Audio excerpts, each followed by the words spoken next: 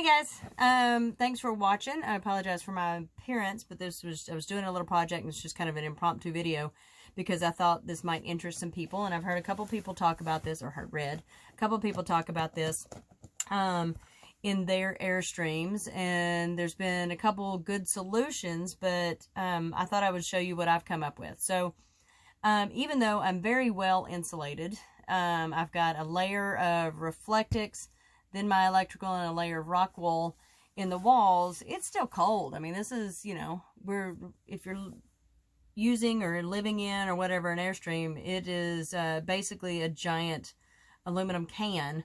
I jokingly call it a baked potato since it's rounded on the ends, but baked potatoes are warmer on the inside than sometimes an airstream is.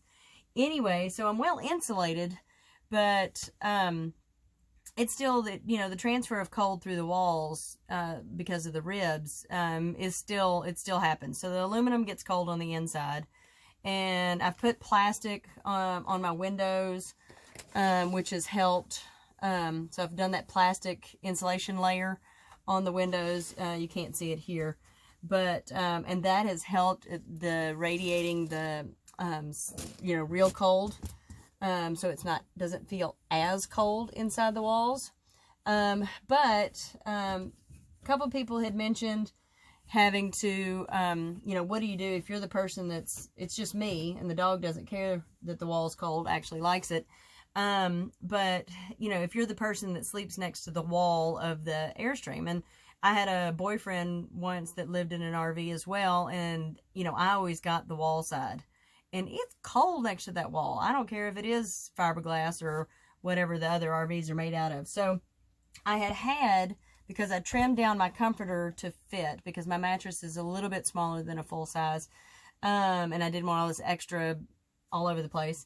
I had just been kind of putting that along the wall, and that made a huge difference, by giving me a barrier. So, and then somebody had mentioned one of those baby bumpers that goes around cribs. And that would work as well, but they're about an inch, you know, they're an inch thick or so.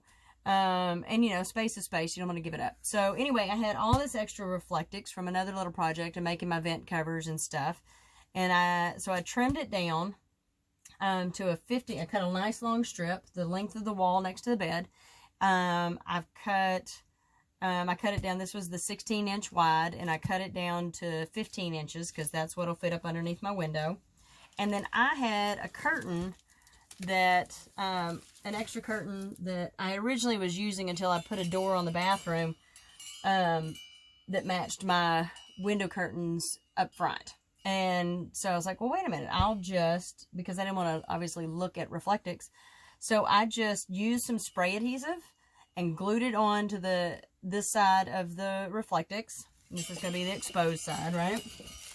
And then I'm just going to tuck it between the bed and the wall. Now, so it doesn't flop over. I don't think it's going to be an issue, but so it doesn't flop over. Scott has these restickable mini tabs. So I'm just going to do it just kind of anchored along the top. But there are these little little clear squares. And so I'm just going to stick a couple of these along the top. I don't think I'm going to need them, but I'm doing it anyway, just so things don't flop around and if the dog bumps into it or whatever. So I'm going to put those on there. And then, of course, the mattress is going to hold it in place the rest of the time. Some of these may not hit quite as well just because of the thickness of the fabric. I just curled it over the top edge and then and stuck it down. And then around the ends, I just left it raw edged because it's going to be tucked in.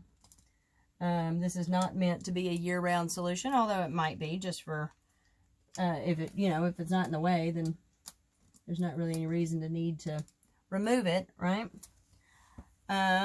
So we do one more down here. We're fixing to get some nasty storms. You can hear the rain starting already.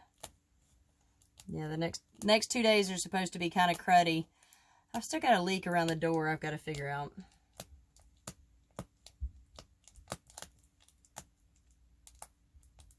Now these things are re-stickable it says.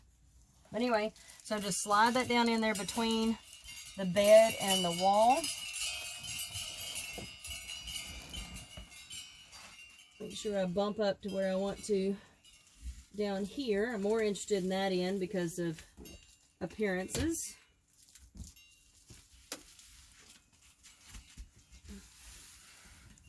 The curtain will hang over it, which is nice. I do have to tuck it around that, don't I? Didn't take into account the window. Anyway, so you get the idea. There we go. That's in there. Sorry, I have a wind chime and I didn't think about bumping into that, so apologize if that's loud. Kind of does a nice little tinkle.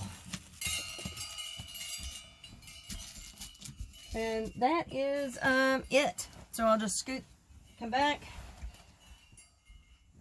scoot the mattress up close to it.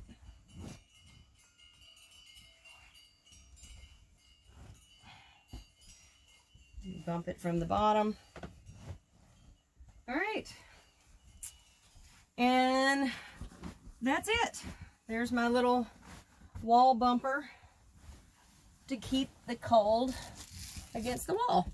So hopefully that was a helpful idea for you, and I will see you on the next video. Be sure to like, subscribe, and share, and I'll see you next time. Thanks.